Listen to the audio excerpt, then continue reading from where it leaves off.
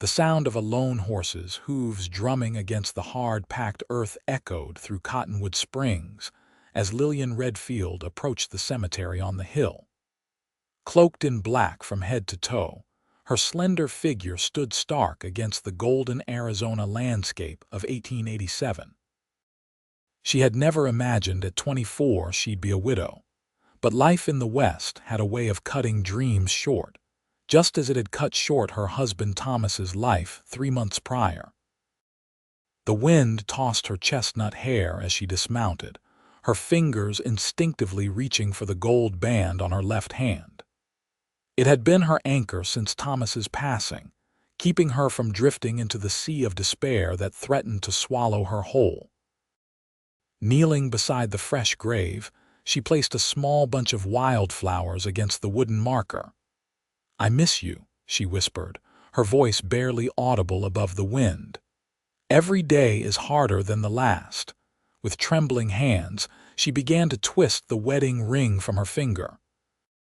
Thomas had promised her forever, but forever had turned out to be just 2 years. She had carried his memory long enough. It was time to let go. As the band slipped free, it caught the late afternoon sun and flashed like a falling star before disappearing into the dust at her feet. "Love ain't buried that easy, madam." Lillian whirled around, startled by the deep voice that cut through her solitude. A tall figure stood several paces behind her, his face shaded by a wide-brimmed hat. Broad-shouldered and lean, he wore the typical garb of a working cowhand: faded denim, scuffed boots, and a dust-covered vest. "I beg your pardon," she replied, hastily wiping away her tears. The stranger stepped forward, and Lillian could now see his face clearly. He was perhaps 30, with sun-weathered skin and eyes the color of a clear summer sky. He removed his hat, revealing a mop of sandy brown hair. "Forgive me for intruding," he said, his tone gentler. "I'm Brody Lawson. I was passing by and—" He hesitated, then gestured toward the ground where her ring had fallen. "Couldn't help but notice what you did there." Lillian straightened her back. "My mourning is my own business, Mr. Lawson," he nodded, replacing his hat. "That it is. Just seems a shame to leave something precious in the dirt." Before she could object, he knelt and carefully sifted through the dust until the gold band caught the light once more. He held it out to her on his palm, but she didn't take it. "I don't want it any more," she said, her voice wavering. "Thomas is gone. Holding on to that ring won't bring him back." Brody studied her face. "Maybe not, but some things are worth holding on to even when they hurt." "What would you know about it?" she snapped, immediately regretting her harshness. A shadow crossed his features. "More than I'd care to, madam." He pocketed the ring. "I'll keep it safe. When you're ready, you can find me at the Rocking L. I work for Lucas Greenfield." With a respectful nod, he mounted his horse and rode away, leaving Lillian with a strange mixture of indignation and curiosity swirling in her chest. The next morning dawned hot and clear, as most summer days did in Cottonwood Springs. Lillian rose early, her mind still replaying her encounter with the presumptuous cowboy. She dressed quickly in a simple blue calico dress and began her morning chores at the small ranch she had shared with Thomas. It wasn't much: a modest cabin, a barn, and 15 acres, but it had been theirs. Now, it was hers alone to maintain, a task that grew more daunting by the day. As she struggled to repair a broken fence post, sweat beading on her brow, the sound of approaching hoofbeats made her look up. Brody Lawson was riding toward her, leading a pack horse loaded with lumber. "Mrs.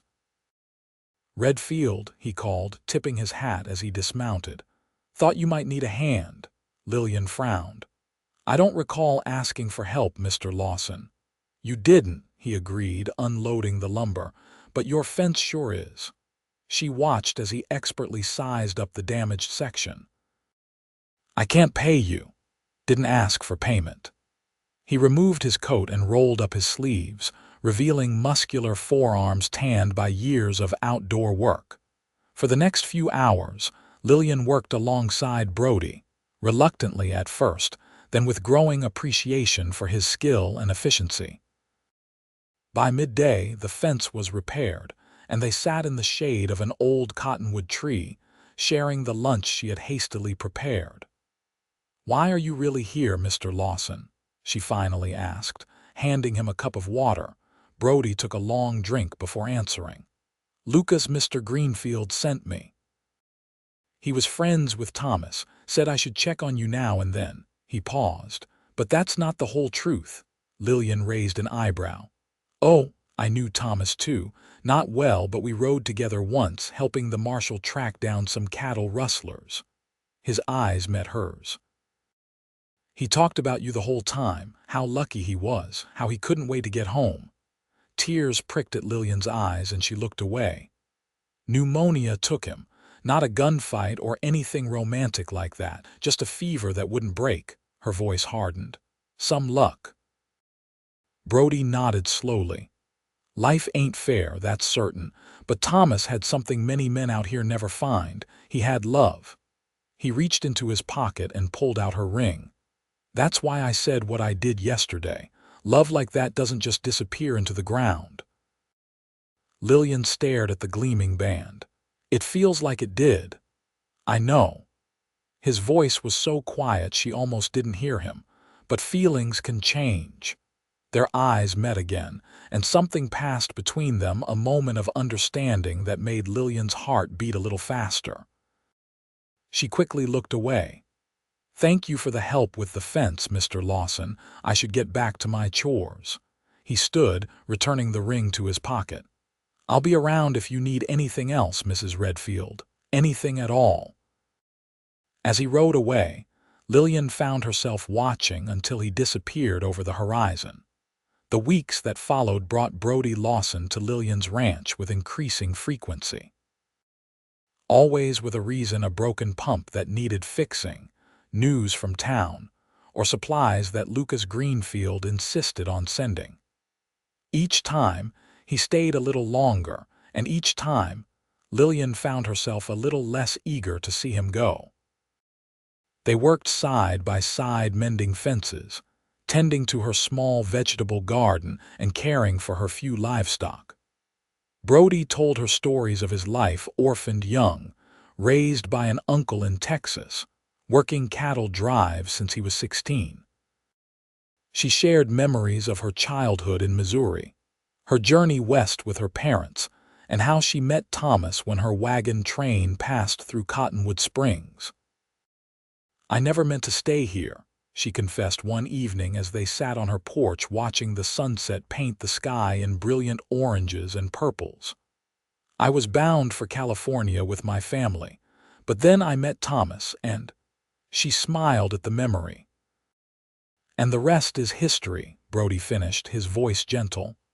"Yes," she glanced at him. "What about you? What keeps you in Cottonwood Springs?" Brody shrugged. "Nothing in particular. I've never been one to put down roots, drifted most of my life." "And yet you've been here for what, 3 years now?" "Going on 4, he corrected with a smile.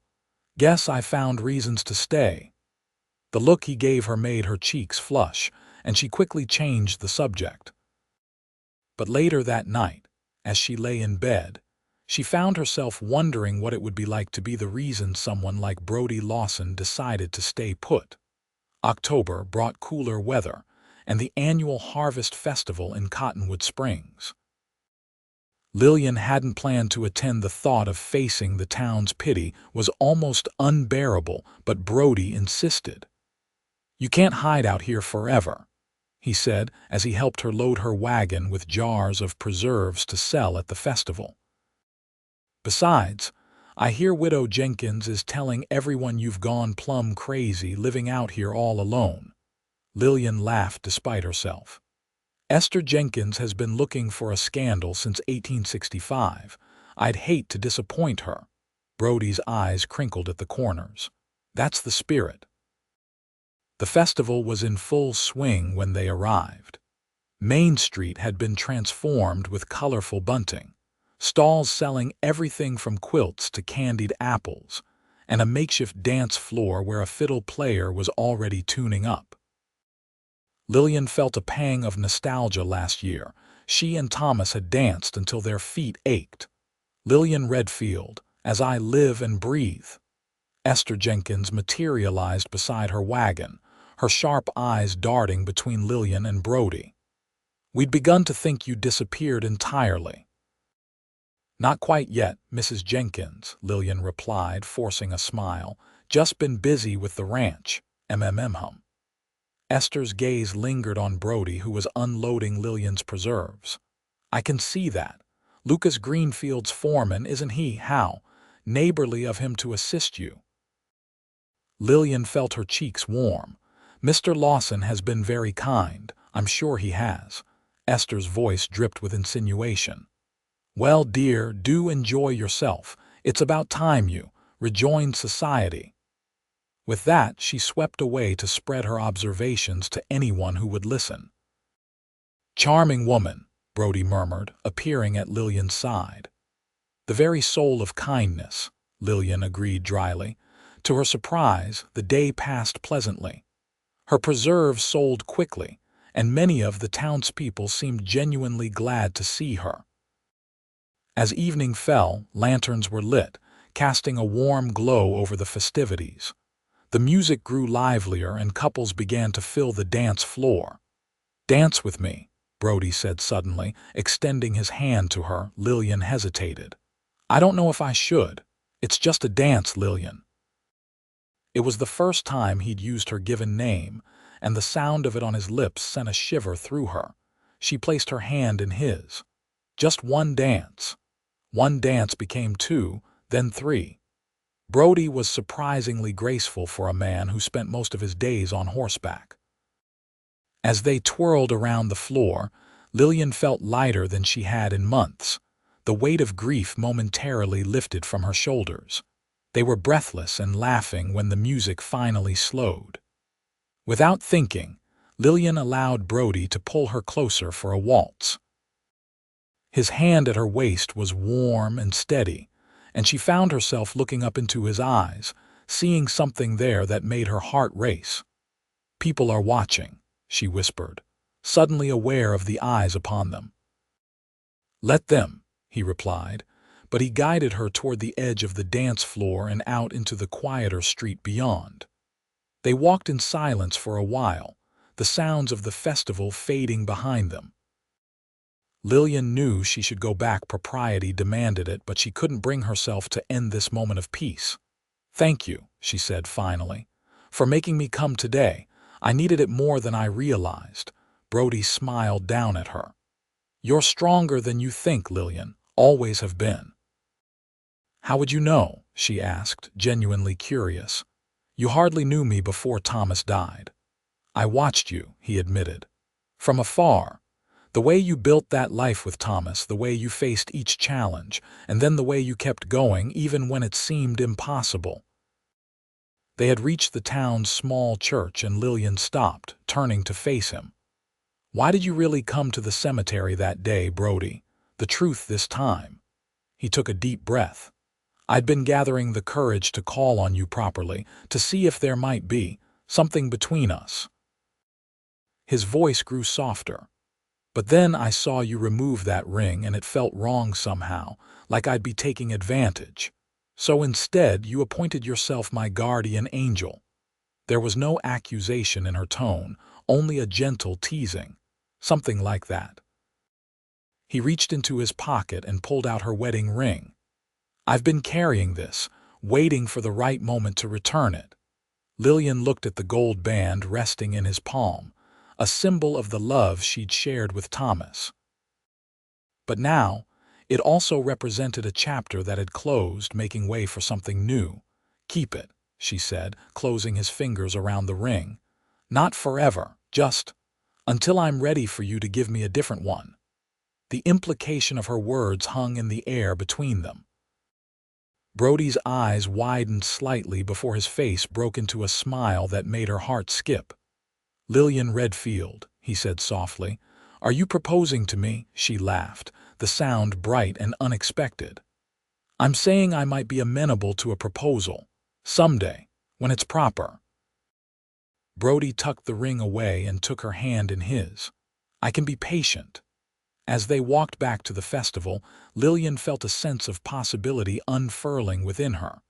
Thomas would always be a part of her, but her life wasn't over.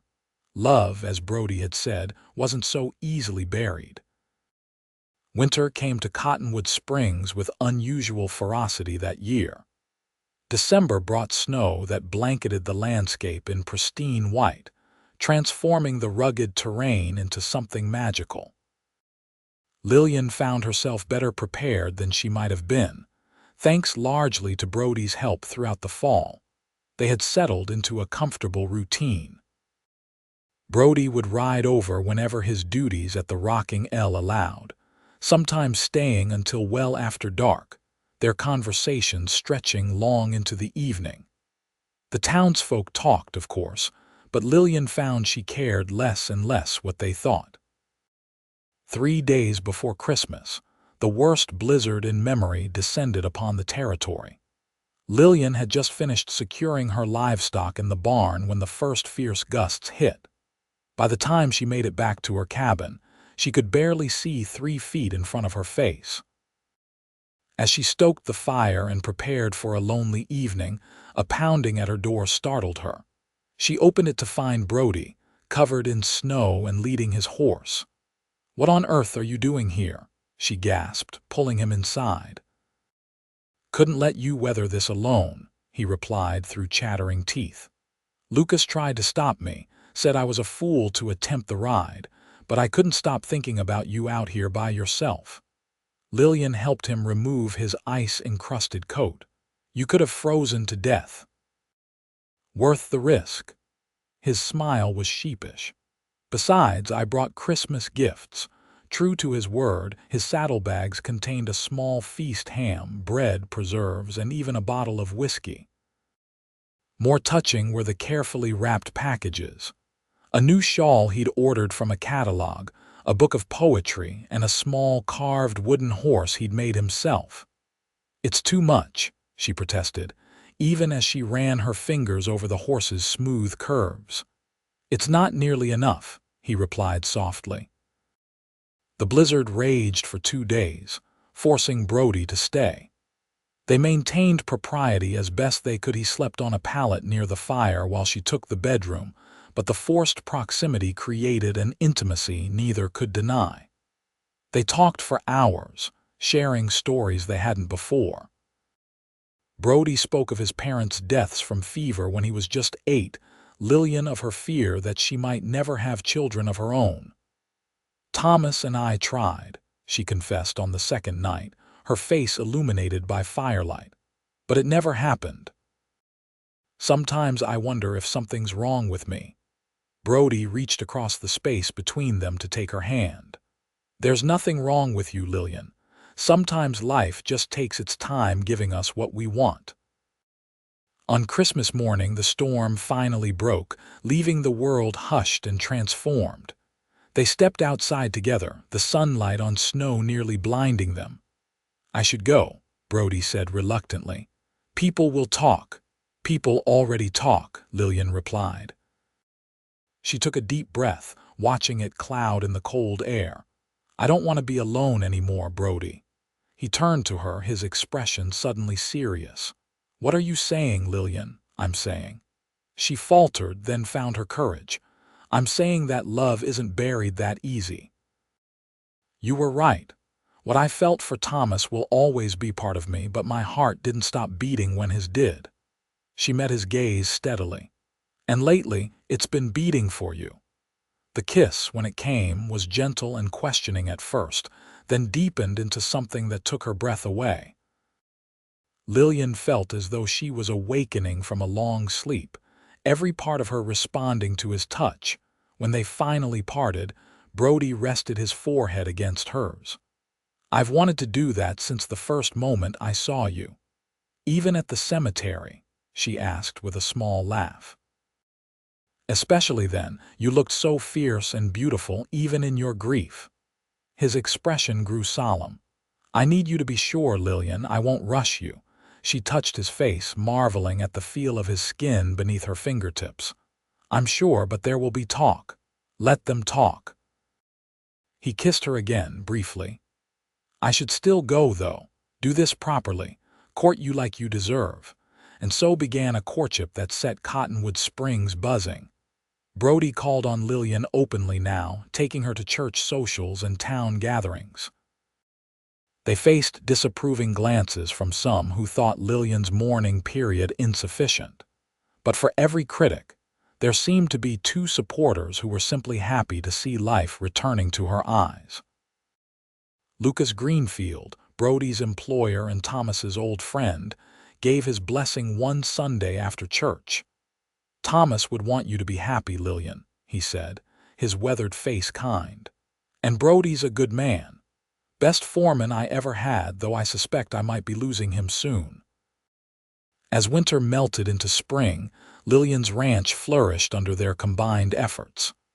The vegetable garden expanded, new chickens were added to the coop, and Brody even helped her acquire a milk cow.